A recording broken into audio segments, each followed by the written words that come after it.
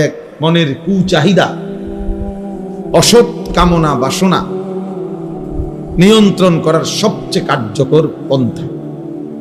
আল্লাহ বলছে ওয়া আকওয়ামু কিলা, নিজের জীবনের সব চাওয়া পাওয়া আমি আল্লাহর কাছে বলার সবচেয়ে সর্বোত্তম সময়।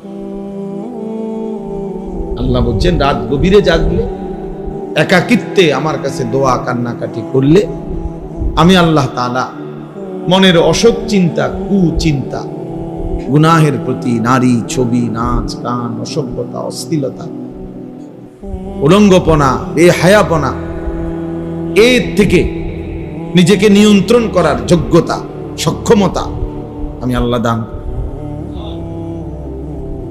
তাইলে আমার বলার উদ্দেশ্য হলো ভাই, অলসতা না কর। মুমিন অলস, বিশ্রাম নিবে, অলস হবে। বিশ্রাম নিষেধ। বিশ্রাম মানে অলসতা। বিশ্রাম মানে হলে আমি আমার কাজের ফাঁকে 1 ঘন্টা 2 ঘন্টা আমি একটু কি করে নিলাম, রেস্ট নিলাম, এই জন্য যে আমার পরবর্তী কাজের উদ্যমতার জন্য।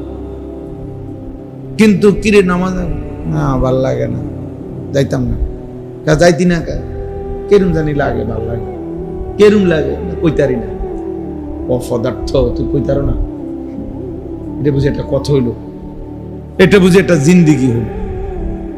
এই জন্য কিছু ছেলে পেলে দেখবেন এমন অপদার্থ যে কোনো জীবনের আগা নাই, মাথা নাই, কি করে, খায় কি, ঘুমায় কি, কোনানে পেশাব করে, কোনানে হাঁটে, চুলের দশা কি, জামার দশা কি, করে ডাকি, হ্যাঁ, পাগলের কোনো পূর্ব নাই, পশ্চিম নাই, কিচ্ছু। জিন্দিগি কোনো লক্ষ্য উদ্দেশ্য না, গন্তব্য চিনে না, মানসিক চিনে না, জীবনের কোনো টার্গেট আছে, কোথায় গিয়ে থামবে, কোথায় গিয়ে থামবে জানে। হাজারো মা বাপ এই শিক্ষিত হওয়ার নামে, যারা জেনারেল শিক্ষিত, তারা মনে করে অনেক কিছু শিখে। সবচেয়ে বড় দুর্ভাগ্য যে তাদের অধিকাংশই তাদের মঞ্জিল চেনে না, গন্তব্য চেনে, সে কোথায় গিয়ে থামবে আসলে এইটাই জানে। হে মনে করছে বুড়া কালে বালা খাইবে, এই জন্য এত কষ্ট করে পড়ে।